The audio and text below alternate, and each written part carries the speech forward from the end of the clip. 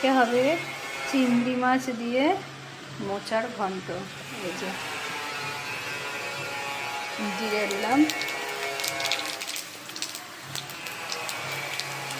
তারপরে পেঁয়াজ,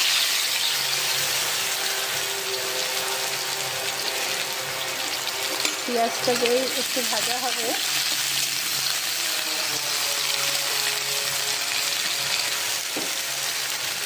একটু ভাজা হলে একটু ভাজা ভাজা হয়েছে, চিংড়ি মাছটা দিয়ে দিলাম।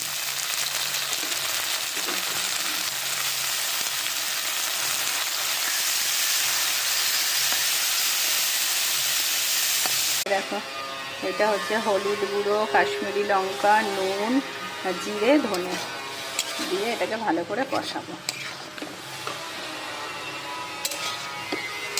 মা না তরকারিতে বেশি তেল পছন্দ করে না, তেল দিয়েছি অনেকটা, মানে মা জানে একটুখানি দিয়েছি। এবার এটা যে একটু কষানো হবে, এবারে মোচাটাও দিয়ে দেবো, এর সাথে কষাবো।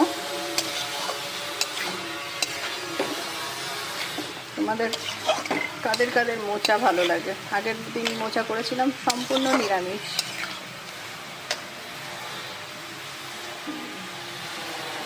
এটা মোচাটা মা যখনই আসে তখনই মোচা, থোড়, কলা এইসব খাওয়া হয়। কেন বলো তো, এগুলো মা খুব সুন্দর মানে কেটে দেয়, বেছে দেয়, ওই জন্য মা আসলেই ভালো ভালো রান্নাগুলো আমরা করি। আর নাহলে তো শুধু মাছ মাংস এইগুলো খাওয়া হয় না। আর আমার বাড়িতে কারখানা আছে, তোমরা সবাই জেনে গেছো এতদিনে, তাই আওয়াজ হচ্ছে, কাজ হচ্ছে নিচে। ভালো করে কষাতে হবে এটা। বেশিরভাগ মোচা হয় নিরামিষ, আজকে একটু চিংড়ি মাছ দিয়ে না, চিংড়ি মাছ দিয়ে মোচা হয়। তারপরে তোমার ছোলা দিয়ে, আজকে একটু চিংড়ি মাছ দিয়ে ইচ্ছে হয়েছে।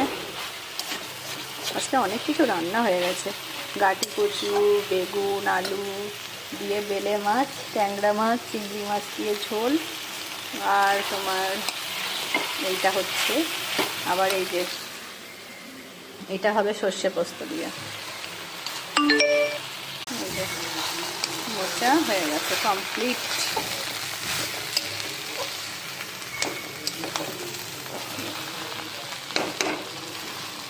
যখন ধুয়োটা উঠছে না, ছবিটা এরকম হালকা করা হয়ে যাচ্ছে।